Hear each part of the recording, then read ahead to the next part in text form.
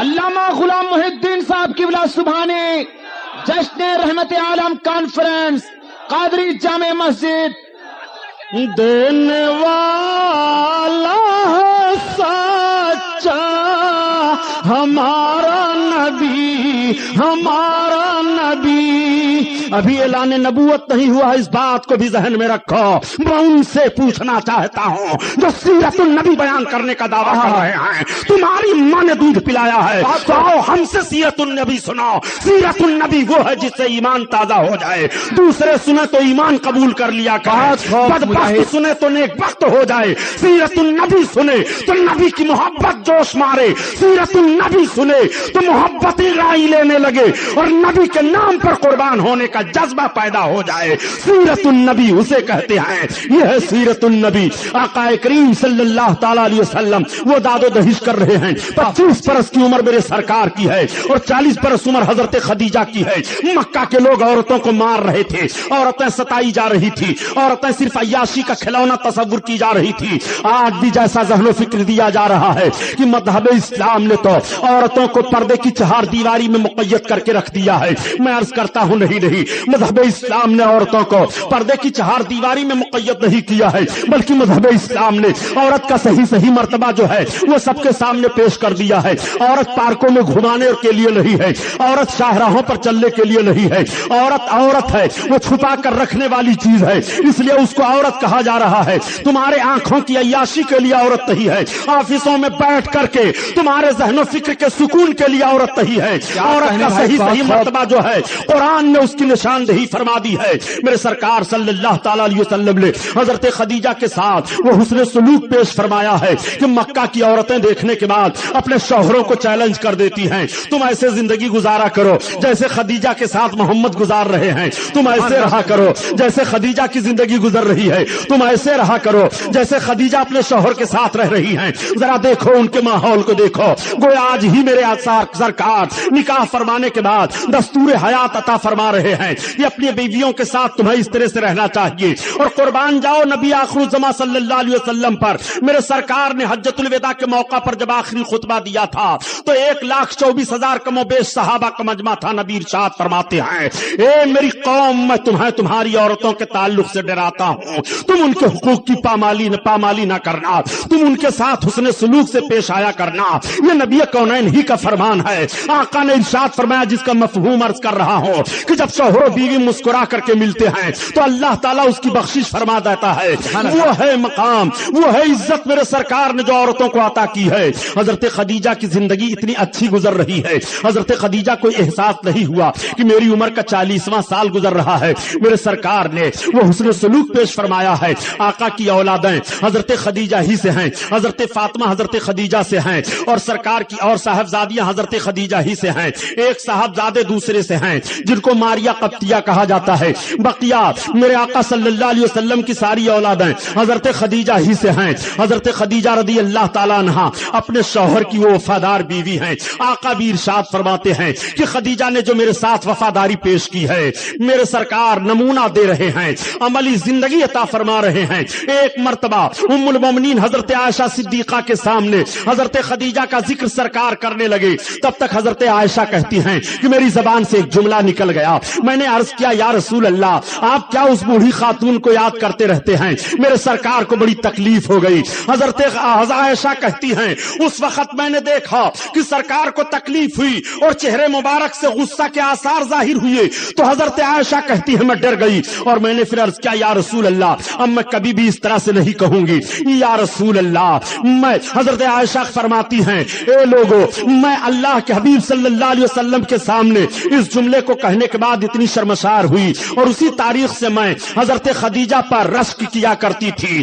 اس طرح سے میرے آقا صلی اللہ علیہ وسلم کی بارگاہ میں حضرت خدیجہ ادب سے پیش آ رہی ہیں. یہ وہی حضرت خدیجہ ہیں. اللہ اکبر. آقا فرماتے ہیں جب ساری قوم نے جھٹلا دیا تھا تو خدیجہ نے میری تصدیق کی ہے. جب سبوں نے مجھے چھوڑ دیا تھا تو میری بیوی خدیجہ نے میرا ساتھ دیا ہے. آقا کریم صلی اللہ علیہ وسلم فرماتے ہیں کہ جب لوگ مجھے محسوس کر رہے تھے میرے پاس کچھ نہیں ہے، میرے ہاتھ خالی ہیں، تو خدیجہ میرے نکاح میں آئی ہیں تو سونے کا ڈھیر لے کر کے آئی ہیں. آقا کریم صلی اللہ تعالی علیہ وسلم کے تعلق سے قرآن میں آیت کریمہ جو نازل ہوئی وَعَائِلًا فَأَغْنَا، اے محبوب اور کیا تمہیں ہم نے مالدار نہیں کر دیا جب تم خالی تھے؟ آقا کریم صلی اللہ تعالی علیہ وسلم جب حضرت خدیجہ سے نکاح فرماتے ہیں تو دولت کی انبار لگ جاتی ہے. یہ میرے سرکار کی مقدس سیرت ہے. حضرت خدیجہ بہت محبت سے پیش آیا کرتی ہیں، کبھی بھی محبت میں کوئی کمی نہیں ہوئی. حال یہ تھا پیارے کہ سرکار دو عالم صلی اللہ علیہ وسلم کی مقدس زندگی آگے بڑھتی چلی جا رہی ہے. میرے سرکار صلہ رحمی بہت فرمایا کرتے تھے، قرابت کا بھی لحاظ رکھا کرتے تھے، یتیموں اور غریبوں کی بڑی دیکھ بھال کیا کرتے تھے. اگر کوئی یتیم سامنے پڑ جایا کرتا تھا تو ہر طرح سے میرے سرکار اس کا لحاظ فرماتے. اگر کوئی بیوہ عورت آنسو بہا دیتی تو اس کا سارا انتظام کیا جاتا. اور سرکار فرمایا کرتے تھے اے خدیجہ کوئی اس طرح کی عورت دروازے سے محروم نہ جایا کرے. آقا کی عمر پاک آگے بڑھتی چلی جا رہی ہے. میرے سرکار ایک ایسے ماحول میں آئے کہ جب سرکار کی عمر شریف کا حصہ 40 برس کا ہوتا ہے. آقا کریم صلی اللہ علیہ وسلم شروع سے عبادت فرما رہے ہیں. عبادت کا حال یہ تھا میرے سرکار کا کہ غار ہرا میں جا کر کے آپ عبادت فرمایا کرتے تھے. ہرا وہ پہاڑی ہے جس کو آج جبل نور کہا جاتا ہے. حجاج کرام جاتے ہیں حج کرنے کے لیے تو جبل نور پر زیارت کرنے کے لیے جایا کرتے ہیں. پیارے جب میں حج کرنے کے لیے گیا اور جبل نور پر زیارت کرنے کے لیے گیا کہ اس جگہ کو دیکھوں جہاں میرے سرکار نے رب کی عبادت بیٹھ کر کے کی ہے اور پہلی وہی میرے آقا پر نازل ہوئی ہے. قرآن کی پہلی آیت سرکار پر حضرت جبریل علیہ السلام لے کر کے اترے ہیں. خدا کی قسم حیرت ہو گئی. جب وہاں آپ جائیے آج بھی جبل نور کے نیچے یعنی ہرا پہاڑی کے نیچے دیکھیے ایک بورڈ لگا ہوا ہے. اس بورڈ پر لکھا ہے برادران اسلام آپ کو اطلاع دی جاتی ہے کہ آپ یہاں کوئی دعا نہ مانگیے، آپ یہاں کوئی نماز نہ پڑھیے، آپ یہاں کی کسی چیز کا احترام نہ کیجیے، آپ یہاں کی کسی چیز کو چومیے چاٹیے نہیں. اللہ کے رسول نے یہاں دعا مانگنے کا حکم نہیں دیا ہے. آپ یہاں کوئی نماز نہ پڑھیے، اللہ کے رسول نے یہاں نماز پڑھنے کا حکم نہیں دیا ہے. اب میں آپ سے پوچھنا چاہتا ہوں پیارے کہ غار ہرا کے پاس نبی نے تو نماز پڑھنے کا تمہیں حکم نہیں دیا ہے. کیا تمہیں حکم دیا گیا ہے کہ تم سائن میں نماز پڑھو؟ کیا تمہیں حکم دیا گیا ہے کہ قادری مسجد میں نماز پڑھو؟ کیا تمہیں حکم دیا گیا ہے کہ تم یہاں دعا مانگو؟ بات سمجھ میں آ گئی کہ ان ظالموں کو رسول کائنات صلی اللہ علیہ وسلم سے دشمنی ہے. یہ تبھی روک رہے ہیں کہ لوگ آئیں گے تو نبی کونین کی عبادت یاد آ جائے گی، وہ یہاں عبادت کرنا شروع کر دیں گے، محبت نبی کی دل میں بیٹھ جائے گی، عبادت خدا کی کریں گے. یہ ظالم نبی کی محبت دل سے نکالنا چاہتے ہیں تبھی تو روکا جا رہا ہے. دیکھنے کے بعد مجھے حیرت ہو گئی کہ جو قوم وحدانیت کا علم بردار بن رہی ہے اور توحید پرست کہہ رہی ہے اس قوم کا حال یہ ہے کہ وہ عبادت سے ہمیں ایسی جگہ پر روکا جا رہا ہے. آخر عبادت کہاں کی جائے؟ آخر دعائیں کہاں مانگی جائیں؟ دعائیں تو وہیں قبول ہوتی ہیں جہاں اللہ کے پیغمبر تشریف فرما ہو. دعا وہیں قبول ہوتی ہے جو مقدس جگہ ہو. دعا وہاں قبول ہوتی ہے جہاں اللہ کا کوئی نیک بندہ ہو.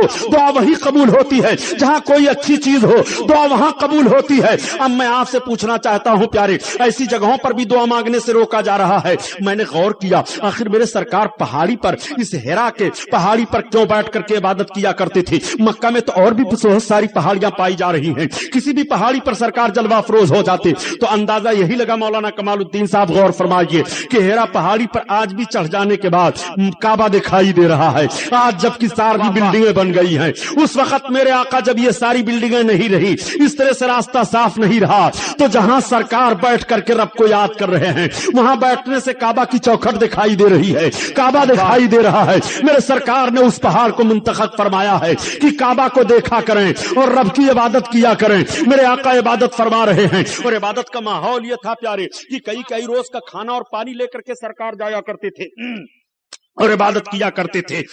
حضرت خدیجہ رضی اللہ تعالیٰ عنہا خود لے کر کے جایا کرتی تھی. میرے سرکار وہاں عبادت کیا کرتے تھے. عمر شریف کا 40واں حصہ ہے. اب آپ آئیے غور کیجئے. آج جب کچھ لوگ کہہ دیا کرتے ہیں کہ نبی کو 40 برس کے بعد نبوت ملی ہے، میں عرض کرتا ہوں جملہ سنبھالو ورنہ ایمان کا جنازہ نکل جائے گا. تم نبی کی نبوت کو پتہ لگانا چاہتے ہو؟ نبی کونین کو 40 برس کے بعد نبوت نہیں ملی ہے پیارے. نبی کونین کو 40 برس کے بعد اعلان نبوت کا حکم ملا ہے. اعلان एलान नबूवत और है और अताए नबूवत और है। यही वजह है कि सहाबा ने जब अर्ज किया था कि या रसूल अल्लाह आप कब से नबी हैं, तो आका इरशाद फरमाते हैं मैं उस वक्त से नबी हूं जब आदम मिट्टी और पानी के दरमियान थे। तुम नबी की नबूवत को पता लगाना चाह रहे हो। सहाबा ने भी पूछा था आप कब से नबी हैं, तो नबी ने फरमा दिया था आका करीम को एलान नबूवत का हुक्म 40 बरस के बाद मिलता है। नबी कौनैन सल्लल्लाहु तआला अलैहि वसल्लम जलवा फरोज हैं, वही लेकर के हजरत जिब्रील अलैहिस्सलाम नाजिल हो रहे हैं। पहली वही लेकर के नाजिल हुए, तो वही के नुज़ूल की कैफियत जो अहादीस की किताबों में है वो बयान करना मकसद नहीं है। हजरत जिब्रील ऐसे अंदाज से तशरीफ लाए, खुदा की कसम वो मेरे आका की शान है कि हजरत जिब्रील आ रहे हैं और हिरा पहाड़ी को ढांप लेते हैं और उसके बाद सरकार की बारगाह में हाजिर होकर के अर्ज करते हैं इकरा पढ़ो। सलाम अर्ज करने के बाद इकरा पढ़ो, इकरा पढ़ो। आका फरमाते हैं माना बेकारी में पढ़ने वाला नहीं हूं, मैं पढ़ने वाला नहीं हूं। हजरत जिब्रील ने आपको दबोचा और फिर अर्ज किया इकरा पढ़ो। आका ने फिर फरमाया मैं पढ़ने वाला नहीं हूं। तीसरी बार हजरत जिब्रील ने जब अर्ज किया इकरा बिस्म रब्बिकल लज़ी, अपने रब के नाम से पढ़िए, तो सरकार ने पढ़ना शुरू कर दिया। अब आका पढ़ते चले जा रहे हैं, रब का नाम लिया जा रहा है, सरकार पढ़ते चले जा रहे हैं। यहीं से उम्मतियों जहन ले लो, नबी के उम्मतियों यहीं से कानून ले लो कि सबसे पहली वही जो मेरे सरकार पर नाजिल हो रही है वो लफ्ज़ इकरा से नाजिल हो रही है, पढ़ो। इसलिए उम्मत के हर फर्द को पढ़ना चाहिए। इल्म पर कितना जोर दिया है नबी कौनैन ने, मगर आज आपका बच्चा जहालत के माहौल में पल रहा है, खुसूसन इल्म दीन से दूर लोग दिखाई दे रहे हैं। नबी पर कुरान का पहला लफ्ज जो नाजिल हो रहा है वो इकरा पढ़ो, इकरा पढ़ो। पढ़ने के लफ्ज से ये वही का वही नाजिल हो रही है। हजरत जिब्रील अलैहिस्सलाम तशरीफ ले गए। अब मेरे सरकार वहां से उठे तो आपका जिस्म शरीफ है, कुछ लर्जा है और कुछ खशियत आप महसूस कर रहे हैं। आए हजरत खदीजा के सामने और आने के बाद अपनी बीवी से फरमाते हैं, खदीजा अर्ज करती हाँ मेरे सरताज। आप फरमाते हैं जम्मिलूनी जम्मिलूनी, मुझे कंबल उड़ा दो, कंबल उड़ा दो। हजरत खदीजा पूछती हैं आखिर हुआ क्या आपको? आप फरमाते हैं मुझे कंबल उड़ाओ। और जब कंबल आपने उड़ा दिया हजरत खदीजा बैठ जाती हैं, अर्ज करती हैं आखिर बताइए तो आपको क्या हुआ? सरकार ने सारी कैफियत बता दी कि मैं इस तरह से था और इस तरह से मुझको आकर के दबोचा गया और इस तरह से पढ़ने के लिए कहा गया, मुझको कुछ खौफ सा लग रहा है। तो हजरत खदीजा कहती हैं आप घबराइए नहीं, आप सिला रहमी करते हैं, आप यतीमों की देखभाल करते हैं, आप बेवाओं का लिहाज करते हैं, आप खौफ न खाइए, आपके लिए कोई बात नहीं है। फिर हजरत खदीजा सरकार को ले लेती हैं और लेने के बाद अपने चचेरे भाई वर्का बिन नौफल के पास आई और सारी कैफियत को बयान करती हैं। वर्का बिन नौफल कहते हैं ऐ काश मैं उस वक्त जिंदा होता जब आपकी कौम आपको आपके वतन से निकालेगी तो मैं आपका भरपूर साथ देता। मेरे आका इरशाद फरमाते हैं क्या मेरी कौम मुझको वतन से निकाल देगी? तो वर्का बिन नौफल अर्ज करते हैं हाँ, हर नबी और पैगंबर के साथ उनकी कौम ने सख्ती की है और आप जो कैफियत बयान कर रहे हैं ये कैफियत तो वही नाजिल होने की है, काश मैं उस वक्त होता। अब मेरे सरकार तशरीफ ले आए, वही का सिलसिला कुछ रोज के लिए बंद हो गया, फिर उसके बाद वही नाजिल हुई और जब वही नाजिल हुई तो हजरत जिब्रील रब की तरफ से वही लेकर के आए कुरान की आयत करीमा जिसका मफहूम यह है कि ए महबूब तुम अपने खानदान वालों को, अपने अज्जा अकारिब को मुझसे डराओ, मेरी वहदानियत का ऐलान करो और अपनी रिसालत का ऐलान करो। अब अपने रसूल होने का ऐलान कर दो और मेरे एक होने का ऐलान कर दो। आका करीम सल्लल्लाहु तआला अलैहि वसल्लम ने इसको जब पढ़ करके कौम के सामने सुनाया तो कैसे सुनाते हैं जरा उसको भी देखो और तबलीग का तरीका देख लो। मेरे सरकार ने पूरी कौम की दावत की और जब सारे लोग दावत खाने के लिए आए, दावत खा चुके, तो आका इरशाद फरमाते मेरी कौम जानते हो मैंने किस लिए तुम्हें बुलाया है? कहा किस लिए बुलाए हो? सरकार ने फरमाया मैंने इसलिए तुम्हें बुलाया है, आज मैं तुम्हें बता देना चाहता हूं कि मुझ पर ये वही नाजिल हुई है, ये आयतें हैं कुलू ला इलाहा इल्लल्लाह तुफ्लिहू इन्नी रसूलुल्लाह, तुम सबके सब कलमा पढ़ लो फलाह पा जाओगे, मैं अल्लाह का रसूल हूं। इतना ऐलान करना था, पूरी कौम उठी, सब भाग गए।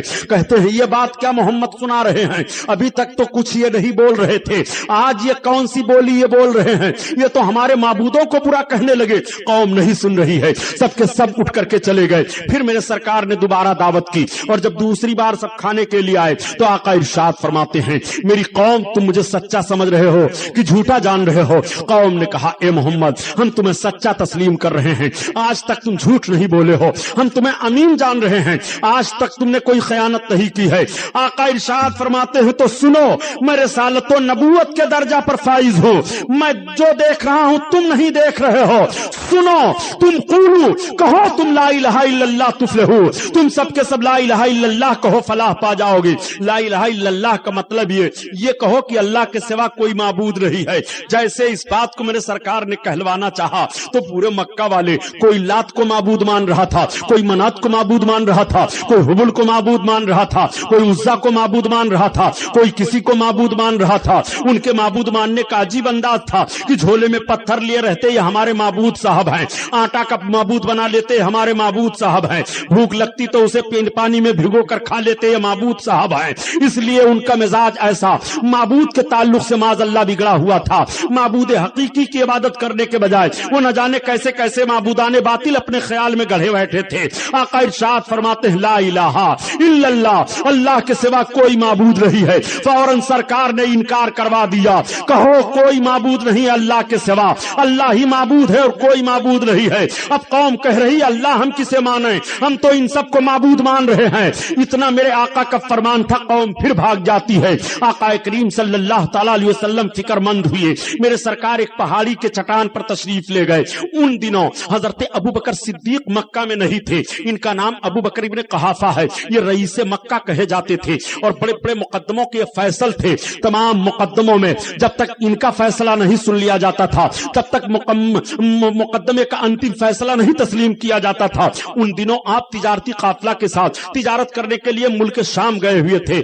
لیکن یہ ابھی شام پہنچے نہیں تھے۔ حضرت ابو بکر صدیق کی راستے میں ٹھہر گئے اور ٹھہرنے کے بعد ایک گرجا گھر تھا، اس گرجا گھر کے اندر آپ نے اپنے غلام کو بھیجا کہ جاؤ پوچھاؤ، ہم اپنے مال تجارت کو یہیں رکھ دیں، رات کا سناٹا ہے اور سویرے ہم لوگ چلے جائیں گے۔ جب غلام گیا اور گرجا گھر کے پادری سے اجازت لینے لگا تو گرجا گھر کے پادری نے کہا پہلے تم اپنے آقا کو بلا کر کے لاؤ۔ جب حضرت ابو بکر کو بلا کر کے غلام لے کر جاتا ہے، جیسے پادری کی نگاہ پڑی تو پادری نے کہا میں تفصیل میں نہیں جانا چاہتا ہوں، صرف اجمال بتا رہا ہوں، تفصیل تو آپ کسی اور تقریر میں سن چکے ہوں گے حضرت ابو بکر صدیق کے اسلام لانے کا۔ چنانچہ فوراً وہ پادری کھڑا ہو گیا اور اس نے حضرت ابو بکر بن قحافہ کے ہاتھ کو اپنے ہاتھ میں لیا اور کہا اے ابو بکر بن قحافہ اب تمہیں ہمیں اجازت دو، ہم تمہیں امیر المومنین کہیں۔ تب تک حضرت ابو بکر چونک پڑے، آپ فرماتے ہیں امیر المومنین کہا ہاں، کہا تمہیں نہیں پتا ہے کہ عرب میں ایک نبی مبعوث ہو گئے ہیں، سب سے پہلے ان کا کلمہ تم پڑھو گے، سب سے پہلے ان کے نبوت کی تصدیق تم کرو گے،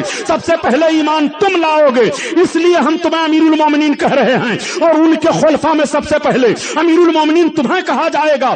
اب حضرت ابو بکر کی ایک عجیب کیفیت ہو گئی، یہ معاملہ ہونے والا کون ہے؟ آخر یہ کیسی بات ہم سے راہب کہہ رہا ہے؟ رات بے چینی سے گزرتی ہے، وہیں اپنا تجارت کا سامان دیا واپس ہو گئے اور جب مکہ میں پہنچے تو سرکار کی رسالت و نبوت کے اعلان کی گونج ہو رہی ہے، ہر ہر گھر میں اعلان ہو گیا ہے، ہر ہر جگہ تبصرہ ہو رہا ہے۔ جیسے آپ مکہ کی شاہراہ پر پہنچے، سرحد پر پہنچے ہی تھے کہ عمرو بن ہشام یعنی ابو الحکم جس کو ابو جہل کہا جاتا ہے، یہ تو بعد میں ابو جہل بنا ہے، اس کی ملاقات حضرت ابو بکر سے ہو گئی۔ یہ پڑھ کر کے آگے بڑھا، اس نے کہا ابو بکر ابن قحافہ آ گئے؟ کہا ہاں۔ سنے نہیں ہو؟ کہا کیا بات ہے؟ کہا غضب ہو گیا۔ کہا وہ کیا معاملہ؟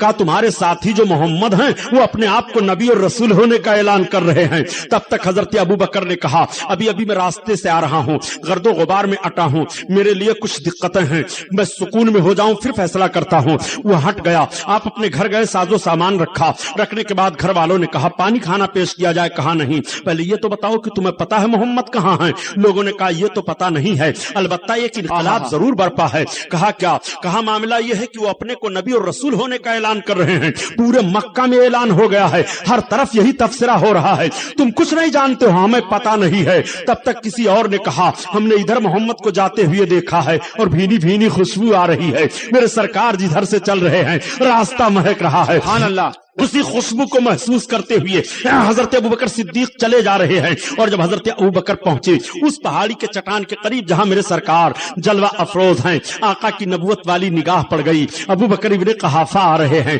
तब तक सरकार उठ करके खड़े हो गए। अब मैं आपसे पूछना चाहता हूं प्यारे, ये नबी है, उम्मती के लिए खड़े हो रहे हैं, और उम्मती अगर नबी की ताजीम में खड़ा हो जाए तो बिदात होने का फतवा लगाया जा रहा है और कुरान और हदीस से हवाला तलाश किया जा रहा है। मेरे आका खड़े हो गए। हजरत अबू बकर की रफ्तार और तेज हो गई, ये और तेज रफ्तार से आगे बढ़े, और जब सरकार के करीब पहुंचे तो आका फरमाते हैं अहलन व सहलन मरहबा, अहलन व सहलन मरहबा, आओ अबू बकर इब्ने कहाफा, आओ, मुबारकबाद सरकार पेश कर रहे हैं। हजरत अबू बकर और तेज आगे बढ़े, और बढ़ने के बाद अपने हाथ को सरकार के हाथ में दे देते हैं, और देने के बाद आका करीम सल्लल्लाहु अलैहि वसल्लम इरशाद फरमाते हैं अबू बकर मैं अल्लाह का रसूल हूं। तब तक हजरत अबू बकर ने अर्ज किया कि जो अल्लाह का रसूल और नबी होता है वो अपने नबूवत की कोई निशानी पेश करता है, इतना बयान करना था। आका इरशाद फरमाते हैं मुस्कुराते हुए, ए अबू बकर इब्ने कहाफा, जो तुम्हें तिजारत के राह में गिरजा घर के अंदर पादरी ने मेरे ताल्लुक से बशारतें दी हैं,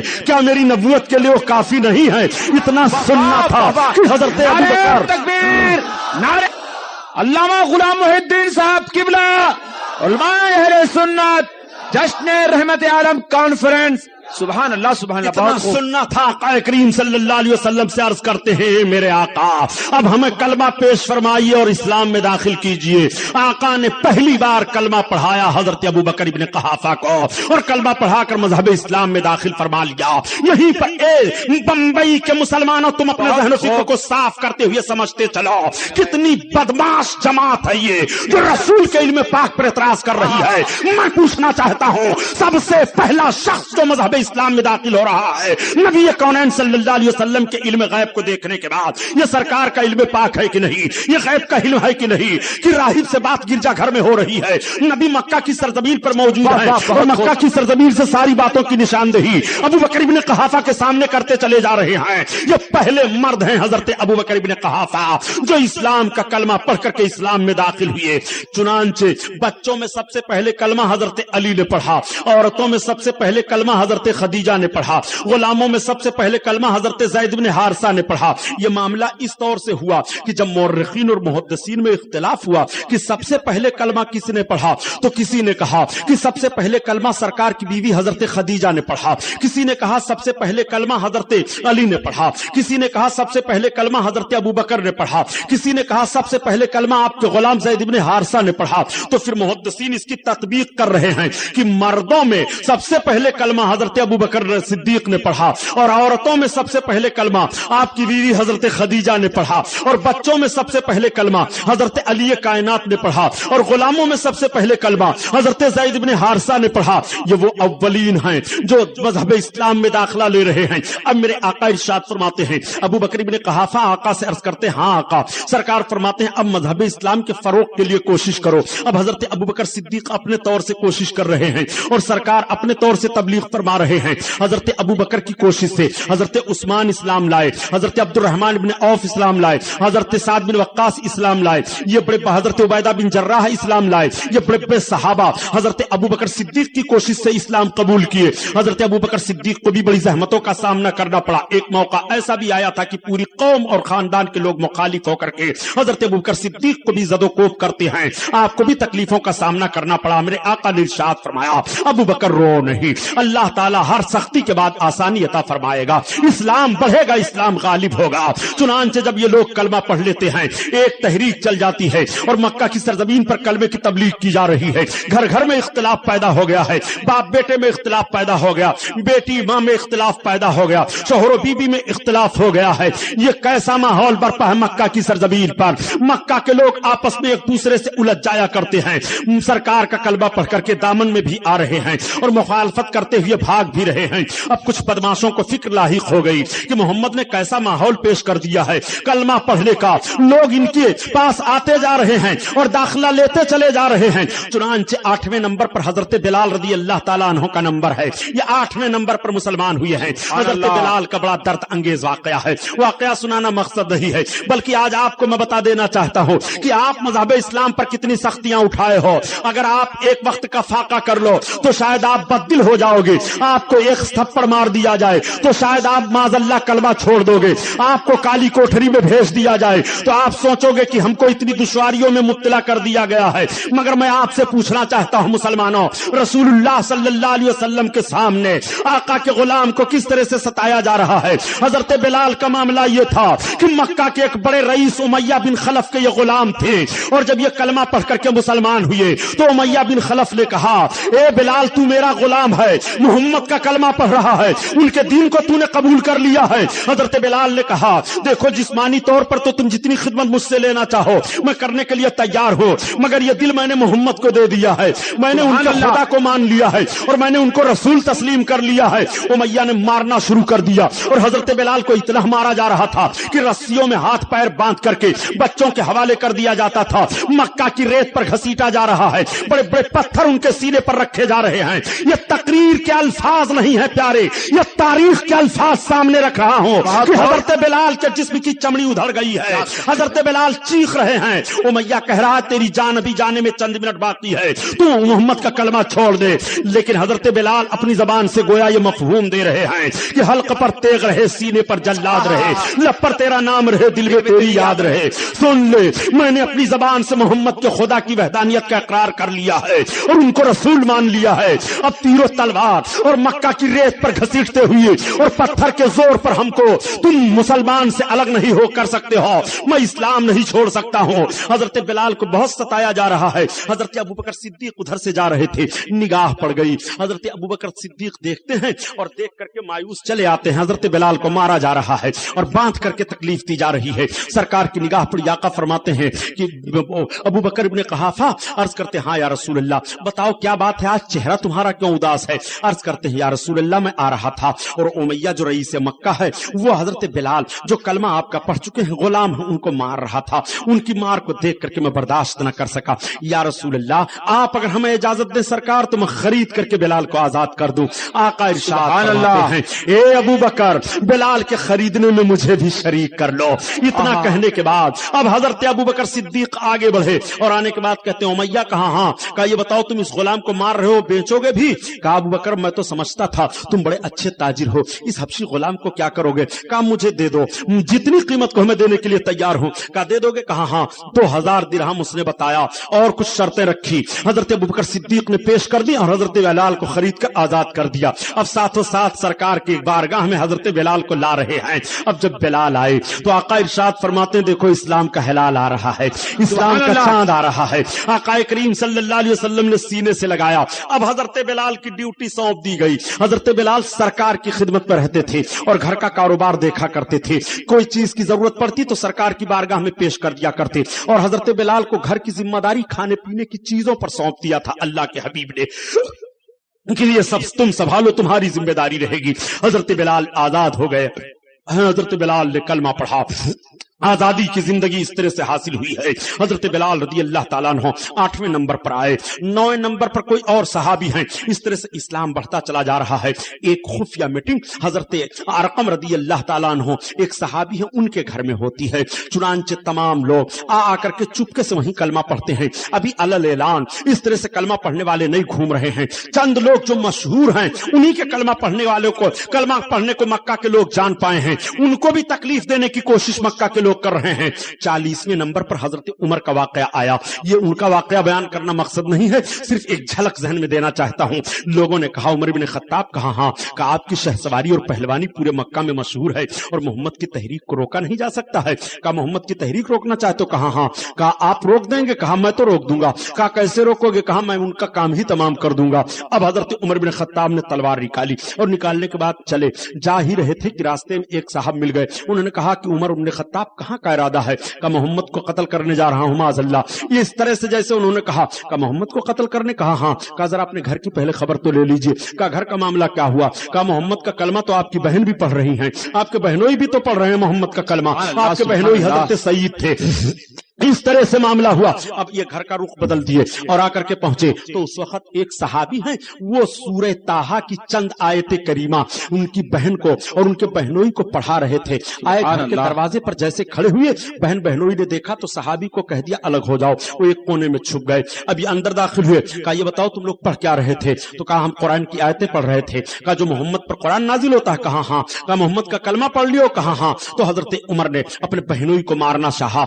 जैसे बहन ने मज़ाहमत की थामने के लिए बहन को मारा, बहन ने कहा सुन लो, चाहे जितना मारो जान चली जाएगी मगर अब मोहम्मद का कलमा नहीं छूटेगा। कलमा पढ़ लिया तो पढ़ लिया। हजरत उमर इब्न खत्ताब वहीं थोड़ी देर संजीदगी से सोचते हैं और सोचने के बाद कहते हैं अच्छा लाओ तुम हमें दिखा तो दो उस आयत करीमा को। अब बहन का तकद्दुस जरा मुलाहजा फरमाइए। बहनोई ने कहा नहीं, आप अभी नापाक मुशरिक हैं, आप कुरान को कैसे देखेंगे? चंद तख्ती पर वो आयत करीमा थी लिखी हुई, उन टुकड़ों को देखने के बाद हजरत उमर इब्न खत्ताब की आंखें भीग गईं और आप उसी हालत में आगे बढ़ गए। मेरे सरकार बैठे हैं और मीटिंग हो रही है, आपके चचा हजरत हमजा इस्लाम ला चुके हैं। चुनांचे कुछ लोगों ने खबर कर दी या रसूल अल्लाह उमर इब्न खत्ताब आ रहे हैं, वो दिखाई दे रहे हैं, तलवार नंगी ला रहे हैं। आका फरमाते हैं उमर इब्न खत्ताब के लिए दरवाजा खोल दो। आपके चचा उठ करके जोश में खड़े हो गए और अपने हाथ में तलवार ले ली। कहा सुनो, उमर की तलवार का जवाब मैं देना जानता हूं, अगर उनकी नियत ठीक है तो सही, वरना उमर की तलवार होगी, उमर की गर्दन होगी,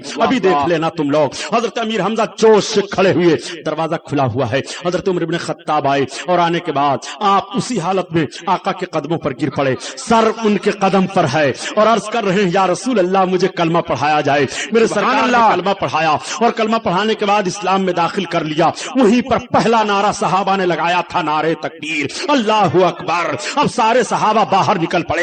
हजरत उमर इब्न खत्ताब ने कहा बाहर निकलिए। सारे लोग बाहर निकल गए। आका से अर्ज करते हैं या रसूल अल्लाह आप नबी बरहक हैं? सरकार ने फरमाया हाँ। हजरत उमर इब्न खत्ताब अर्ज करते हैं या रसूल अल्लाह हमारा खुदा एक है? आपने फरमाया हाँ। तो अर्ज करते हैं या रसूल अल्लाह हम आपको अल्लाह के रसूल मान रहे हैं, हम खुदा को आपके कहने पर एक मान रहे हैं, अब हमें इन मुशरिकों से डरना नहीं है। काबा की चौखट पर हजरत उमर इब्न खत्ताब आए और आने के बाद ऐलान फरमाते हैं कि जिसको अपने बच्चों को यतीम करना हो, अपनी औरतों को बेवाह करवानी हो, वो आए हमारे सामने सुन लो।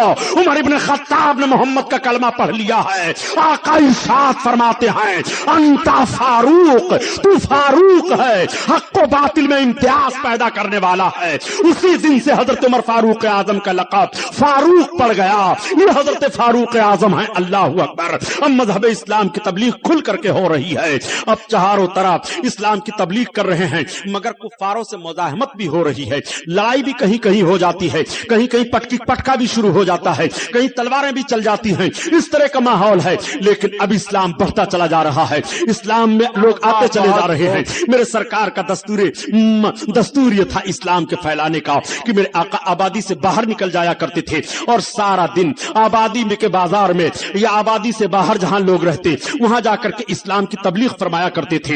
एक मरतबा मेरे सरकार आबादी से बाहर निकले हुए हैं और गए बाहर, शाम हो गई, मेरे आका वापस आ रहे हैं। सरकार की निगाह पड़ती है कि एक बूढ़ी औरत आ रही है, वो बोझ लिए हुई है, लेकिन कभी वो अपने बोझ को लेकर के चलती है और कभी जमीन पर रख देती है। उस खातून ने कहा अब मेरा सामान यहीं रख दीजिए, ये मेरी झोपड़ी है। आका ने सामान रख दिया और रख करके जब चलने लगे तो खातून ने कहा ठहर जाइए, उजरत तो ले लीजिए, बताइए कितनी उजरत दे दूं? आका ने फरमाया मुझे उजरत की जरूरत नहीं है खातून, मेरा काम जो था वो मैंने कर दिया, तू मजबूर थी, मैं आ रहा था, मैंने देखा एक मजबूर औरत है, उसकी मदद करनी चाहिए, मैंने मदद कर दी। कहा आपने सिर्फ इतना ही बताया कि आप कबीले कुरैश से ताल्लुक रखते हैं, एक बात आपने सुनी है? सरकार ने फरमाया वो क्या?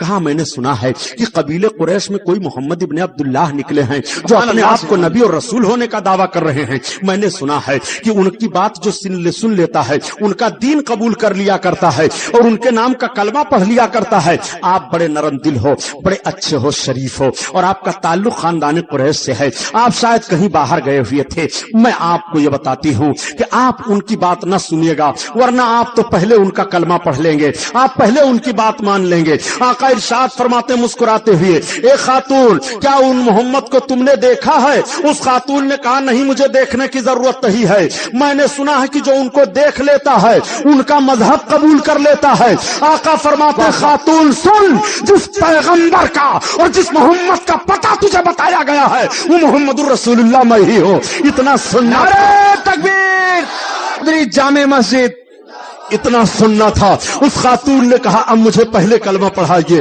اور اسلام میں داخل کر لیجئے۔ میرے سرکار نے کلمہ پڑھایا، اسلام میں داخل فرما لیا۔ یورپ کے محققین اور اسکالروں نے جب اس بات کو دیکھا اور اس طریقے کو پر طریقہ کار پر سوچا تو کہنے پر مجبور ہو گئے کہ پیغمبر اسلام نے اسلام کی تبلیغ کا جو طریقہ اپنایا تھا، آج بھی مذہب اسلام کی تبلیغ اسی طریقے سے کی جائے تو دنیا کے گوشہ گوشہ میں صرف اسلام مذہب ہوگا۔ میں کہتا ہوں اے مسلمانوں، نبی کونین بلا پتہ بتائے ہوئے ایک مجبور خاتون کی اس طرح سے مدد کر رہے ہیں۔ آپ کتنی مدد کر رہے ہو؟ آپ مجبوروں کے لیے کیا کر رہے ہو؟ آپ کی طاقت کس کام آ رہی ہے؟ اخوت و محبت کا پیغام آپ کس انداز سے دے رہے ہو؟ قربان جاؤ نبی کونین کی مقدس سیرت پر۔ آقا کریم صلی اللہ تعالی علیہ وسلم تشریف لائے ہیں، میرے سرکار کا کلمہ پڑھ پڑھ کر کے ایک ایک لہیم و شہیم بھی اسلام میں داخل ہو رہے ہیں اور ایک غریب و مفلس بھی اسلام میں داخل ہو رہے ہیں۔ لیکن ایسی تنگ زمین کر دی ہے لوگوں نے مکہ کی سرزمین پر کہ آئے دن فساد ہوتا رہتا ہے۔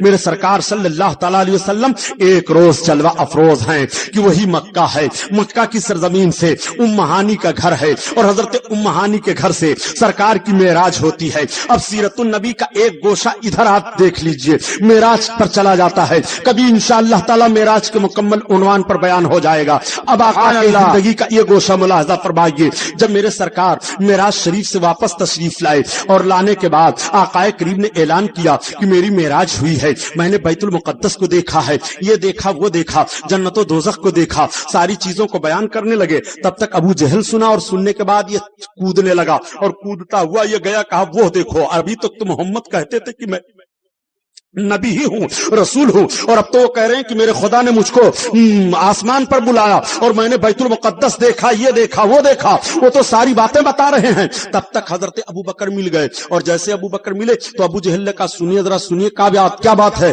کہا آپ جس نبی کا کلمہ پڑھ رہے ہیں محمد نے کیا اعلان کیا ہے آپ نے سنا؟ کہا کیا اعلان کیا؟ کہا وہ تو اعلان کر رہے ہیں کہ میری معراج ہوئی، میں ساتوں آسمان پر گیا، بیت المقدس دیکھا، یہ دیکھا وہ دیکھا، تمام چیزوں کے دیکھنے کا اعلان کر رہے ہیں۔ حضرت ابو بکر ابن قحافہ فرماتے ہیں اگر میرے سرکار نے فرمایا تو سچ فرمایا۔ جب آقا سنتے ہیں اس بات کو تو کہتے ہیں انتا صدیق، تم صدیق ہو۔ اسی دن سے سرکار کا لقب صدیق پڑ گیا حضرت ابو بکر کا، اور آپ فرماتے ہو ابو جہل، وہ ابو جہل ہے، اور اسی تاریخ سے اس مردود کا نام ابو جہل پڑ گیا، اس کا نام ہی لوگ بھول گئے۔ اب ہر جگہ وہ ابو جہل کہا جا رہا ہے اور ہر جگہ حضرت ابو بکر صدیق صدیق کہے جا رہے ہیں۔ معراج کی تصدیق کی ہے تو صداقت کا خطاب مل گیا ہے، اور نبی کے معراج کو جھٹلا دیا ہے تو جہالت کی تاریکی میں گھر گیا ہے۔ یہ نبی ہے، نبی کے مقدس زبان سے جو بات نکل رہی ہے وہ ہو جاتی ہے۔ نبی نے فرمایا تم صدیق ہو تو وہ صدیق ہے، نبی نے فرمایا تو ابو جہل ہے تو وہ ابو جہل ہے۔ نعرے تکبیر، نعرے رسالت، شان صدیق اکبر۔ یہ اتنا بڑا ظالم تھا ابو جہل مردود، آقا کریم صلی اللہ علیہ وسلم کے سامنے آیا، آنے کے بعد کہتا ہے محمد معاذ اللہ تمہاری صورت اچھی نہیں لگتی ہے، کچھ اور سخت جملہ کہا۔ تب تک میرے آقا کے غلام حضرت ابوبکر صدیق تڑپ گئے اور عرض کرتے ہیں یا رسول اللہ آپ جیسا کوئی حسین و جمیل نہیں ہے۔ جب اس بات کو ابو جہل نے کہا تھا تو سرکار فرماتے ہیں ابو جہل تو نے سچ کہا، اور جب حضرت ابوبکر صدیق نے عرض کیا تو آقا فرماتے ہیں ابوبکر صدیق تم نے بھی سچ کہا۔ حضرت ابوبکر عرض کرتے ہیں اور صحابہ یا رسول اللہ جب ابو جہل نے آپ کی توہین کی تب بھی آپ کہہ رہے ہیں اس نے سچ کہا، اور جب ہم سب لوگوں نے اس کے توہین کو جھٹلا دیا تب بھی آپ کہہ رہے ہیں آپ نے سچ کہا۔ آقا فرماتے ہیں صحیح ہے، میں آئینہ ہوں اور آئینہ میں جس کی جیسی صورت ہوتی ہے وہ دیکھ کر کے وہی بتایا کرتا ہے۔ ابو بکر نے جب اپنے آپ کو دیکھا تو ابو بکر کو صداقت نظر آئی، حسن نظر آ گیا، ابو بکر نے وہ بیان دیا ہے، اور ابو جہل نے جب میرے اندر اپنے آپ کو دیکھا تو اسے جہالت کی صورت نظر آئی، وہ بیان دے گیا۔ نعرے تکبیر، نعرے رسالت، خطیب لاثانی علامہ غلام محی الدین صاحب قبلہ، نعرے تکبیر، نعرے رسالت۔ یہی مردود ابو جہل ہے، آ کر کے سامنے پہنچا، اس نے کہا محمد کہاں؟ ہاں کہا نبی ہو؟ کہاں ہاں نبی ہوں؟ کہا نبی ہو؟ کہا ہاں۔ کہا بتاؤ گے میری مٹھی میں کیا ہے؟ अब जरा ज़हन फिक्र हाजिर करके देखो, अबू जहल गोया जहन दे रहा है कि नबी वो होता है जो छुपी चीजों को जानता है। अबू जहल सरकार को नबी मानता ही नहीं था, उसका ये ज़हनो फिक्र है कि जो नबी होगा छुपी हुई चीजों को मानेगा। ये मोहम्मद, मैं सिरे से तुम्हें नबी ही नहीं मानता हूं, और मैं पूछना चाहता हूं ये कैसे दज्जाल हैं जो रसूल को नबी भी मान रहे हैं और कह रहे हैं कि उन्हें इल्म गैब नहीं है। आका करीम के सामने पहुंच करके कहता है, बताओगे मेरी मुट्ठी में क्या है? आका ने फरमाया, मैं बता दूं, या जो शय तेरी मुट्ठी में वो खुद बता दे मैं क्या हूं। तब तक वो चौंक पड़ा, उसने कहा ऐसी बात कहा? हाँ। आका इरशाद फरमाते हैं, ए अबू जहल की मुट्ठी में रहने वाली चीजें बताओ मैं कौन हूं। तब तक उसकी मुट्ठी से आवाज आ रही है, ला इलाहा इल्लल्लाह मुहम्मदुर रसूलुल्लाह। उसने अपनी मुट्ठी को खोल दिया, कंकरियां जमीन पर गिर पड़ी। आका ने फरमाया, देखा मैं कौन हूं? वो कहता है, ए मोहम्मद, माज़अल्लाह तुम्हारा जादू तो इन कंकरियों पर भी चल गया। ये कहता हुआ जालिम भाग जाता है। यही मरदूद अबू जहल है। रात की तारीकी है, चांद निकला हुआ है, आकर के पहुंचा और इसके साथ तमाम कुफ्फार हैं। मोहम्मद नबी हो? कहा हाँ। कहा जमीन पर तो तुम्हारे बहुत सारे मौजज़ात को मैंने देख लिए, क्या आसमान पर भी कोई मौजज़ा दिखा सकते हो? आका ने फरमाया हाँ। कहा दिखाओ। चांद निकला था, इसी चांद को इशारा सरकार ने किया, जैसे इशारा करना था कि चांद दो हिस्से में बट गया। आका ने फरमाया देखो, सारे लोग देख रहे हैं। मुअर्रिख बयान करता है कि उसमें से 13 लोगों ने कलमा पढ़ा, वही इस्लाम में दाखिल हो गए, और ये जालिम कहता हुआ भागा। माज़अल्लाह मोहम्मद तुम्हारा जादू आसमान पर भी चल गया। उस वक्त 12:50 का वक्त हिंदुस्तान में था, और मालीबार का राजा अज़दून था, वो अपने महल पर आराम कर रहा था। उसने देखा कि चांद 2 टुकड़ों में बट गया है। जब अरब के ताजरों से मुलाकात हुई और तस्दीक किया तो हिंदुस्तान की तारीख मिल रही है कि उस राजा ने इस्लाम कबूल कर लिया था, और मेरे आका की बारगाह में पान और यही सुपारी और शायद सौंठ और कुछ चीज तोहफे में भेजा था, और जिसको भेजा था उनसे कह दिया था कि अगर वो नबी होंगे तो तुम्हारी जबान भी समझेंगे, और ये चीजें कैसे खाई जाती हैं इसका ढंग खुद वो जान जाएंगे। तो जब ये ताजिर काफिला के साथ गए तो इनका नाम चंदन शाह था। जब ये गए और आका के सामने हाजिर हुए तो आका इरशाद फरमाते हैं, यहीं पर किताबों में कहा गया है, फ़क़ालन नबी सल्लल्लाहु तआला अलैहि वसल्लम, कहो कुशल मंगल है। नबी करीम सल्लल्लाहु अलैहि वसल्लम ने फरमाया, चंदन कहो कुशल मंगल है। तब तक चंदन ने कहा आप कलमा पढ़ाइए। मेरे आका ने कलमा पेश किया, इस्लाम में दाखिल फरमा लिया। अब जब पान को पेश किया गया तो सरकार ने ऐसे ही पान पर पान की जरूरियात को रखा जैसे यहां रखा जाता है। फौरन नबूवत की तस्दीक हो जा रही है, कलमा पढ़ लिया। उस वक्त किसने किसने नहीं देखा था। प्यारे ये मेरे सरकार का मौजज़ा है, इसीलिए तो आला हजरत अजीमुल बरकत फरमाते हैं कि तू नबी की कुदरत का अंदाजा लगाना चाहता है, नबी की ताकत का अंदाजा लगाना चाहता है। अरे नबी की ताकत का हाल तो यह है कि सूरज उल्टे पांव पलटे, चाँद इशारे से हो चाँद, और अंधे नजदी देख ले कुदरत रसूलुल्लाह की। सुभान, नारे तकबीर, नारे रिसालत। खतीबे लासाने, खतीबुल हिंद, जश्न रहमते आलम कॉन्फ्रेंस। अंधे नजदी देख ले कुदरत रसूलुल्लाह की। जिस नबी ने डूबे हुए सूरज को पलटाया, चांद को 2 टुकड़े किया, जमीन को हुक्म दिया, जर्रों को हुक्म दिया, हवा को हुक्म दिया, फजा को हुक्म दिया, समंदर को हुक्म दिया, सारी चीजें नबी के ताबा व फरमान है। फिर भी कहा जा रहा है नबी साहिब इख्तियार नहीं। और कैसी कैसी ताकत व कुव्वत मुलाहजा करोगे। यही अबू जहल है, इसने क्या क्या नहीं मुतालबा किया था काए करीम सल्लल्लाहु अलैहि वसल्लम से। यही मरदूद है, मीटिंग करता है मक्का में, और बड़ी भयानक मीटिंग करता है। ये जालिम इतनी भयानक मीटिंग करता है कि मक्का में लोग कलमा पढ़ते चले जा रहे हैं, तादाद बढ़ती चली जा रही है, मगर इख्तिलाफ और दुश्मनी भी बढ़ती चली जा रही है। सरकार ने चंद सहाबा को बुलाया जिसमें आए लोग, और आने के बाद आप इरशाद फरमाते हैं कि ऐसा करो, तुम लोग ज्यादा सताए जा रहे हो, मक्का से छोड़ करके तुम हबशा चले जाओ। ये मुख्तसर जमात सहाबियों की, जिसमें चंद औरतें हैं और चंद सहाबी मर्द हैं, ये सबके सब मक्का छोड़ करके और चुपके से निकल जाते हैं। हबशा पहुंचे, और वहां जब पहुंचे तो हफ्शा के बादशाह ने बड़ी खातिर व मदारत की।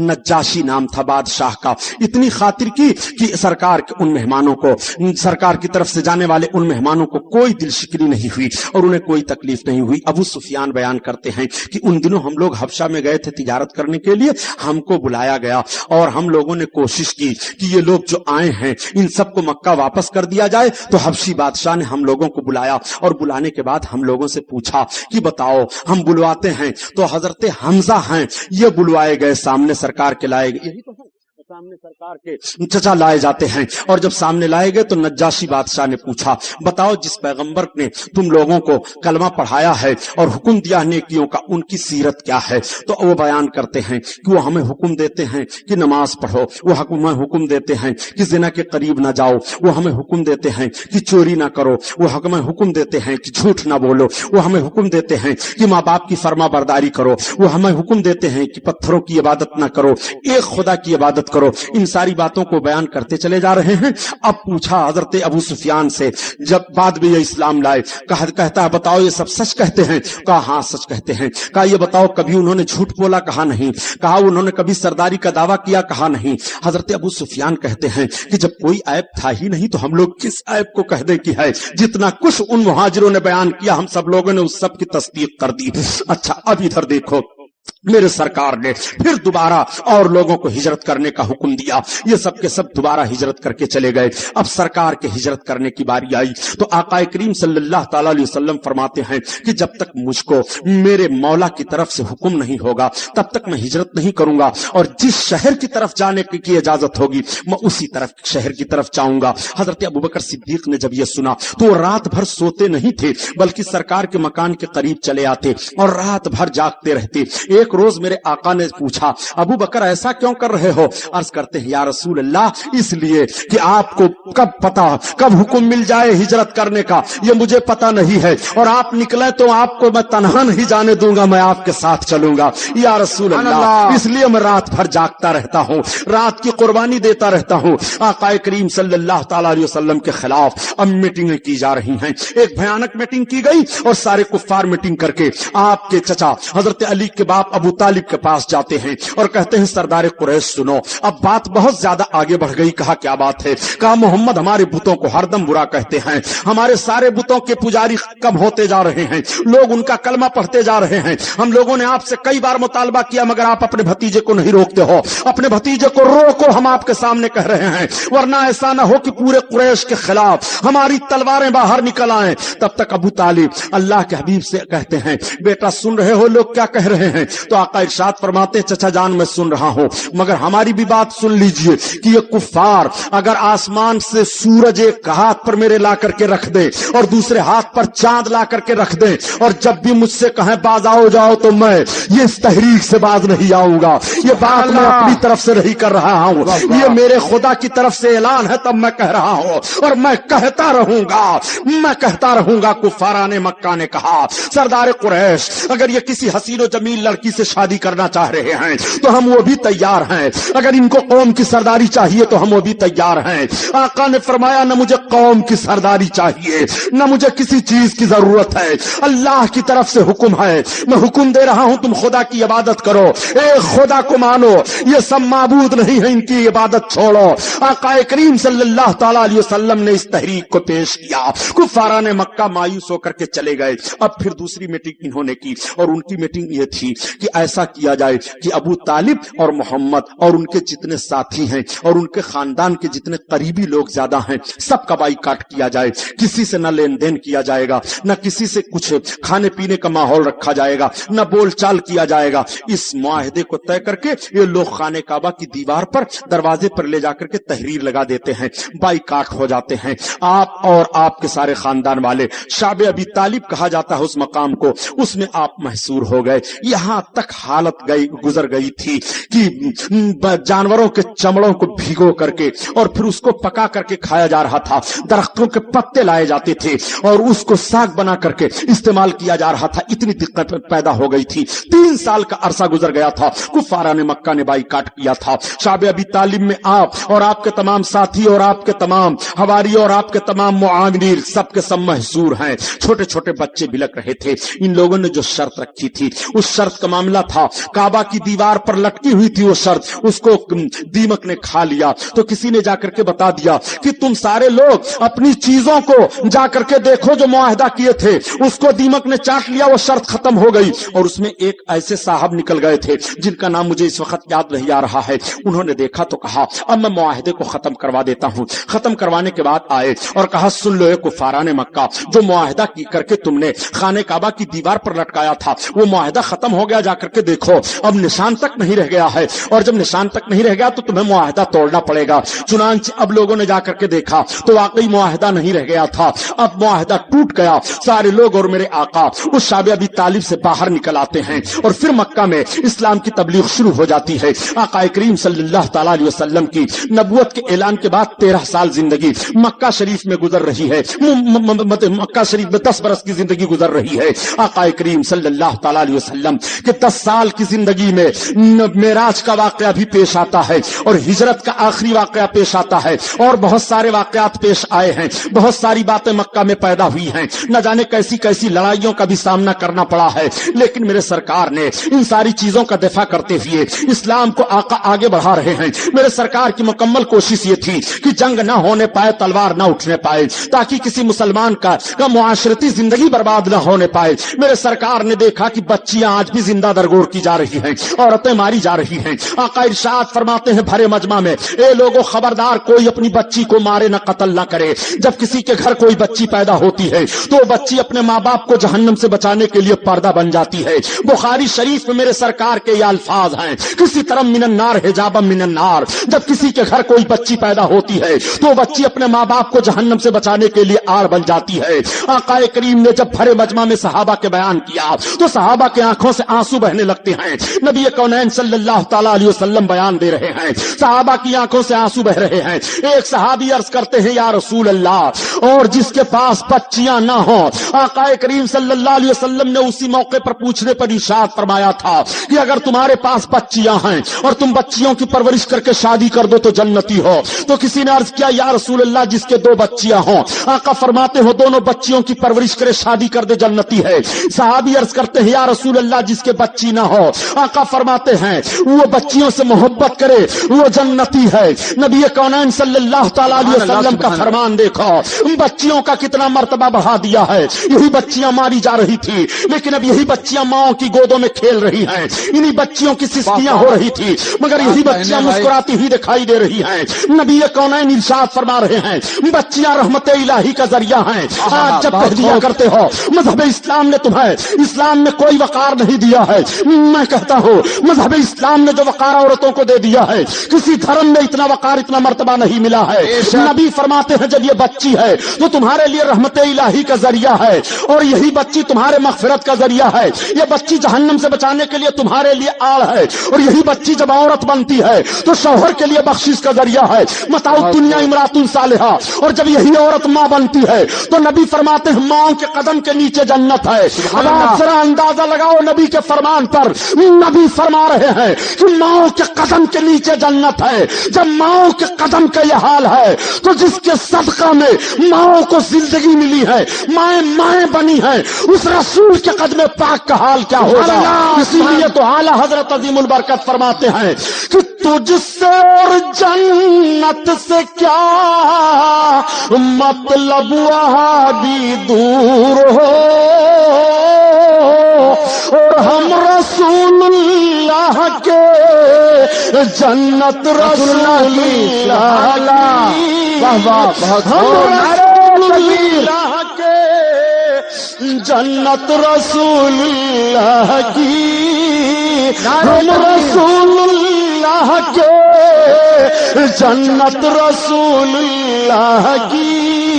اللہ اللہ آقا کریم صلی اللہ علیہ وسلم کا مقام و مرتبہ سمجھنا چاہتے ہو پیارے, یہی تمام صحابہ ہیں. ایک مرتبہ عرض کرتے ہیں یا رسول اللہ اس وقت مکہ میں سب سے حسین و خوبصورت مرد حضرت دہیے کلبی ہیں. یا رسول اللہ دہیے کلبی وہ نوجوان ہیں جو سارے مکہ میں نوجوانوں میں سب سے زیادہ حسین ہیں اور اپنی قوم کے وہ سردار ہیں. ان کی قوم کے 700 افراد ان کے انڈر میں ہیں. یا رسول اللہ اگر وہ کلمہ پڑھ لیں میرے سرکار تو ان کے اثر سے پوری ان کی قوم کلمہ پڑھ لے گی. یہ سننا تھا. میرے آقا کے نبوت والے ہاتھ اٹھ گئے. اللہ دہیے قلبی کو اسلام دے دے, ہدایت نصیب فرما دے. اتنا عرض کرتے ہیں رب کی بارگاہ میں آقا کہ سویرے سویرے میرے سرکار جلوہ افروز ہیں اور صحابہ بیٹھے ہوئے ہیں. تب تک دہیے قلبی چلے آ رہے ہیں. آقا سے صحابہ نے عرض کیا یا رسول اللہ وہ دہیے قلبی آ رہے ہیں. اب دہیے قلبی پہنچ گئے آقا کی بارگاہ میں, اور پہنچنے کے بعد جب سرکار کو سلام پیش کرتے ہیں آقا نے اپنی چادر بچھائی, دہیا بیٹھ جاؤ, مگر اس پر بیٹھتے نہیں ہیں. حضرت دہیے قلبی اس چادر کو چوم لیتے ہیں, اٹھا کر سر پر رکھ لیتے ہیں, آنکھوں کو بوسہ لگاتے ہیں اور عرض کرتے ہیں یا رسول اللہ اس چادر کو یہ ماحول پیش کریں. یا رسول اللہ اس چادر پر ہم بیٹھنے کے لائق نہیں ہیں. سرکار نے کلمہ پیش کیا, کلمہ وہ پڑھ لیتے ہیں اور کلمہ پڑھنے کے بعد اب بیٹھ کر کے دہیا قلبی رونے لگے. آقا فرماتے ہیں دہیا رو کیوں رہے ہو؟ عرض کرتے ہیں یا رسول اللہ میں اپنے گناہوں کو سوچ کر رو رہا ہوں. دہیا تم نے کون سا گناہ کیا ہے؟ عرض کرتے ہیں یا رسول اللہ میں نے بڑی خطائیں کی ہیں. اے میرے سرکار اب میں اسلام لے آیا ہوں, اب میں آپ سے عرض کرنا چاہتا ہوں یا رسول اللہ میں اپنے گناہ کو بیان کر رہا ہوں. آپ اپنے رب سے پوچھ لیجئے جو سزا اس گناہ پر ہو میں سہنے کے لیے تیار ہوں یا رسول اللہ. جو سزا آپ دیں اس کو میں برداشت کروں گا. آقا فرماتے ہیں دہیا تم اپنا گناہ بیان تو کرو. وہ عرض کرتے ہیں یا رسول اللہ گناہ بیان کرتے ہوئے کلیجہ منہ کو آ رہا ہے. آقا فرماتے ہیں نہیں بیان تو کرو. حضرت دہیے قلبی عرض کرتے یا رسول اللہ بیان کرتا ہوں سنیے. قتل تو بے ادی سبینا من بلاد, یا رسول اللہ میں نے اپنے ہاتھوں سے 70 لڑکیوں کو قتل کیا ہے.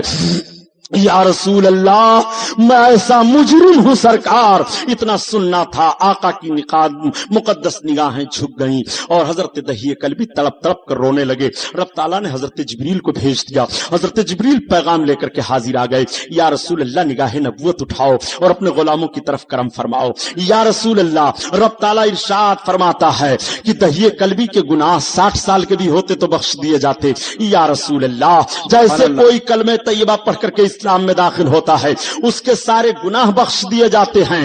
اتنا میرے آقا خوشخبری پاتے ہیں تو ارشاد فرماتے ہیں دہیا تیری خطائیں معاف کر دی گئی اسلام سے پہلے کی, اور جو ایک مرتبہ کلمہ طیبہ پڑھ لیتا ہے اس کے اگر 60 سال کے کفر کے گناہ ہو تو رب تعالیٰ معاف فرما دیتا ہے. تو آقا فرماتے ہیں جو کثرت سے کلمہ پڑھتا رہے پھر اس کی بخشش کیوں نہیں ہوگی. فبکا صحاب رسول اللہ صلی اللہ علیہ وسلم, تو میرے سرکار اور صحابہ سب رو پڑے اس بات پر. اب میں عرض کرنا چاہتا ہوں اے مسلمانوں کلمہ کی کتنی بڑی فضیلت ہے. کلمہ پڑھا کرو سوتے اٹھتے بیٹھتے ہوئے. آقا تبلیغ اسلام فرما رہے ہیں. اسلام میں لوگ آتے چلے جا رہے ہیں, اسلام بڑھتا چلا جا رہا ہے اور اسلام کے مخالفین بھی بڑھتے چلے جا رہے ہیں. پوری تگدو کرتے ہیں اور پوری کوشش کرتے ہیں اسلام کی تحریک رک جائے. اب دارالندوہ میں آخری میٹنگ کافروں کی منعقد ہوتی ہے. اس آخری میٹنگ کا سردار ابو جہل مانا جاتا ہے. سارے سردار آ کر کے پہنچ جاتے ہیں اور دارالندوہ میں ایک آخری میٹنگ فیصلہ کن میٹنگ کی جاتی ہے.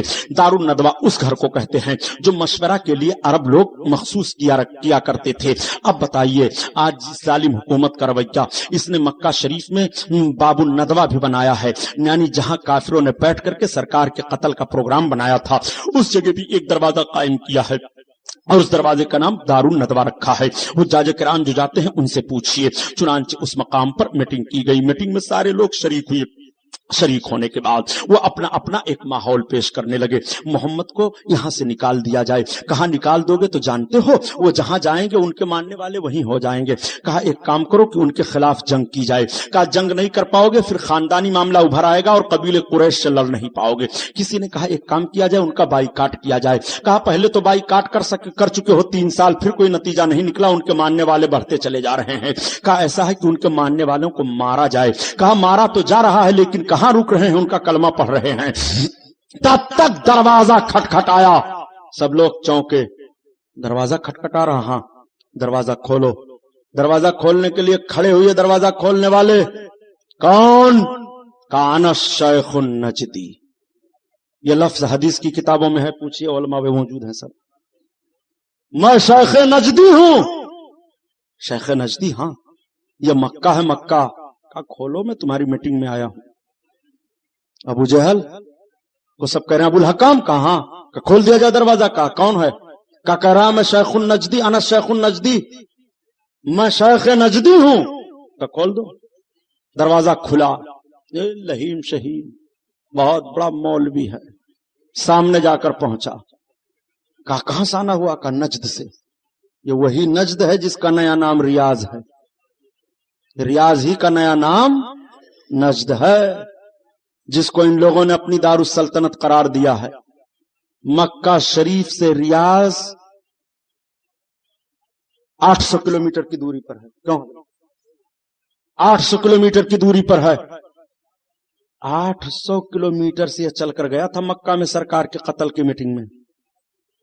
تو یہ تو بہت دور دور سے چلے آئے، اگر سرکار کے خلاف بولنے کے لیے تو گھبراؤ نہیں، پہلے بھی بہت سفر کیا کرتے تھے۔ اور یہ تھا کون؟ ابلیس تھا۔ کہا کس لیے آئے ہو؟ کہا میٹنگ میں آیا ہوں، کیسا مشورہ ہو رہا ہے محمد کے خلاف؟ لوگوں نے اپنا اپنا مشورہ دیا، کہا سب فیل۔ کہا ابو جہل تمہارا مشورہ؟ کہا میں نے یہ مشورہ کیا محمد کو قتل کیا جائے۔ کہا یہ بہت بڑھیا مشورہ ہے، لیکن طریقہ میں بتاتا ہوں۔ کہا کیسے؟ کہا ایک ایک قبیلے کا ایک ایک نوجوان تلوار لے کر کے نکلے اور سب ان کے گھر کو گھیر کر کے ان کو قتل کرو۔ جب اس طرح سے ان کی قتل میں ہر قبیلے کا ایک فرد شامل رہے گا تو اب قبیلے قریش کے لوگ خاندانی طور پر قصاص نہیں لے پائیں گے، وہ جنگ نہیں کر پائیں گے، قصاص لینے پر راضی ہو جائیں گے اور ہم سب کے سب قصاص دے کر کے معاملہ تمام کر دیں گے۔ کہا چلو معاملہ بالکل طے۔ ادھر یہ طے ہو رہا ہے، ادھر رب کا اہتمام دیکھو، محبوب کی عزت افزائی، جسے رب رکھے اسے کون چکھے۔ سبحان اللہ، بے شک آقا کریم صلی اللہ علیہ وسلم کی حفاظت رب فرما رہا ہے۔ دیکھو رب جب مارنا چاہے گا تو کوئی بچا نہیں سکتا۔ 1700 برس کی عمر تھی نمرود کی اور اس کا سر تک نہیں درد کیا تھا، خدا بن بیٹھا تھا معاذ اللہ۔ اور جب بدماشی کیا اس نے حضرت ابراہیم علیہ السلام کے ساتھ تو رب نے ایک لنگڑے مچھر کو بھیجا۔ کتنے بدماش مچھر، لوگ آج سے تھوڑے بدماش ہیں، ایک سے ایک نمرود کو مارتے ہیں۔ یہ پوری حکومت عاجز ہے، دوا ایجاد کرتے کرتے لاتے لاتے سائنس والے فیل ہیں۔ ایک لنگڑا مچھر، وہ بھی نہیں سیدھا رہا، وہ لنگڑا، وہ بھن بھن بھن بھن کرتے گیا، ناک میں گھس گیا۔ اور جب ناک میں گھسا تو اب یہ جب رہے بیٹھا رہے تب اس کے دماغ میں یہ بھیجے میں چلے، اور جب یہ گھبرائے تو اپنا سر مارے دیوار سے، پتھر سے، تب یہ رک جائے۔ تو سر ٹکرا ٹکرا کر کے مردود نمرود مرا۔ تو رب تعالیٰ نے جب مارنا چاہا تو لنگڑے مچھر سے مار دیا۔ اور سنو، رب جب بچاتا ہے تو بہت ہی ادنا مخلوق کے ذریعہ سے بہت اعلیٰ کو بچاتا ہے، حفاظت فرماتا ہے رب تعالیٰ۔ محبوب کی عزت افزائی دیکھو، رب اپنے محبوب کی عظمت کا اعلان کر رہا ہے۔ ادھر تو سارے کفار قتل کا پلان بنا کر کے تلواریں نکل آتی ہیں اور ان سب کی تلواریں جاتی ہیں۔ آقا کریم صلی اللہ علیہ وسلم اپنے بستر نبوت پر ہیں، حضرت مولا کائنات کو آواز دی، علی ادھر آ جاؤ، آئے قریب، عرض کرتے ہیں یا رسول اللہ حکم۔ آقا فرماتے میرے بستر پر سو جاؤ، اور علی یہ فلاں فلاں امانتیں ہیں، تم ان امانتوں کے دینے کے بعد میں واپس آ جانا، اور میرے لیے اب خدا کا حکم ہو گیا، میں ہجرت کر رہا ہوں۔ میرے آقا صلی اللہ علیہ وسلم حضرت علی کو ضروری ہدایتیں دینے کے بعد اپنے بستر پر سلا دیتے ہیں، اور سلانے کے بعد جب دروازہ کھلا تو دیکھا سارے کفاروں کے نوجوان تلواریں لے کر کے اٹھائے، دیوار کو پھاند کر اندر داخل ہونے کی کوشش کر رہے ہیں، اور کچھ دروازہ کھلنے کا انتظار کر رہے ہیں کہ محمد نکلے تب قتل کیا جائے، محمد نکلے تب مارا جائے۔ دروازہ کھل گیا مگر سب کی نگاہیں دیکھ رہی ہیں پٹی کی پھٹی، محبوب دکھائی نہیں دے رہے ہیں۔ محبوب گستاخ کو محبوب دکھایا نہیں جاتا، انداز حسینوں کو سکھایا نہیں جاتا۔ نبی کونین صلی اللہ علیہ وسلم کفاروں کی نگاہ سے جا رہے ہیں، رب اپنے محبوب کی حفاظت فرما رہا ہے۔ میرے سرکار نے چند کنکریوں کو مٹھی میں لیا اور آیت کریمہ پڑھ کر کے ان کی طرف پھینک دیا۔ نبی کے ہاتھ سے کنکریوں کا جانا تھا کہ رب قرآن میں بیان فرما رہا ہے، اے محبوب کفاروں کی طرف جو تو نے کنکریاں پھینکی تھی وہ تو نے نہیں پھینکی تھی بلکہ میں نے پھینکی تھی۔ دیکھو رب کے پھینکنے کو، محبوب کے پھینکنے کو رب تعالیٰ اپنا پھینکنا بیان فرما رہا ہے۔ اے محبوب تم نے ان کنکریوں کو نہیں مارا تھا، میں نے مارا ہے۔ محبوب کے ہاتھ کو رب تعالیٰ اپنا ہاتھ بیان دے رہا ہے، محبوب تمہارا ہاتھ نہیں ہے وہ میرا ہاتھ ہے۔ اللہ اللہ، آقا کریم صلی اللہ علیہ وسلم کنکریوں کو پھینک دیتے ہیں، ان کی تلواریں فضا میں چمک رہی ہیں اور ان کی نگاہوں کے نیچے سے محبوب نکل جا رہے ہیں۔ آقا کریم صلی اللہ علیہ وسلم गए तो देखा हजरत अबू बकर सिद्दीक हाजिर हैं, कुर्बान होने वाले हैं। अर्ज करते या रसूल अल्लाह हुक्म क्या है? आका फरमाते हैं अबू बकर सवारियां कहाँ हैं? अर्ज करते या रसूल अल्लाह मैंने सवारियों को फला जगह पर पहले ही भेज दिया था। आका वहां तशरीफ ले गए। फरमाते हैं अबू बकर अपनी सवारी की कीमत बोलो। आका से अर्ज करते हैं या रसूल अल्लाह अबू बकर का जानो माल सब कुछ तो आपका है, मेरे आका मैं कीमत क्या लूं? मेरे आका फरमाते हैं नहीं कीमत ले लो। अबू बकर बताओ तुम्हारे सवारी की कीमत क्या है? यहीं से जहन फिक्र दिया जा रहा है कि कितनी भी दोस्ती आपस में हो लेकिन लेन देन साफ रखा करो ताकि बिगाड़ न पैदा होने पाए। माजल्ला बिगाड़ होने का कोई सवाल नहीं हो रहा है, मगर सरकार कैसा दस्तूर हयात दे रहे हैं। हजरत अबू बकर से इरशाद फरमाते हैं अबू बकर अपने सवारी की कीमत बता दो। आका से अर्ज करते हैं या रसूल अल्लाह सब कुछ आपके लिए है। अब सरकार सवार हुए और हजरत अबू बकर मेरे आका सल्लल्लाहु अलैहि वसल्लम चल रहे हैं। दिन का उजाला फैल गया, गारे सौर के करीब आए और जब गारे सौर के करीब आए तो हजरत अबू बकर अर्ज करते हैं या रसूल अल्लाह इन पहाड़ियों को दिन के उजाले में पार करना खतरे से खाली नहीं है, कुफ्फार हमको जरूर तलाशेंगे। मेरे आका ने फरमाया तब आका से अर्ज करते हैं या रसूल अल्लाह ये सो है यानी 9 तारीख को 90 बयान होगा। ये महफिल नूर जिंदाबाद पाए। ये पेशकश है रजा एंटरप्राइजेस की। हमारा पता है रजा एंटरप्राइजेस, दुकान नंबर 3, छोटा सोनापुर, नजद अकबर पीर भाई कॉलेज, मौलाना Shaukat Ali road, Mumbai number 8। Telephone number 23091629।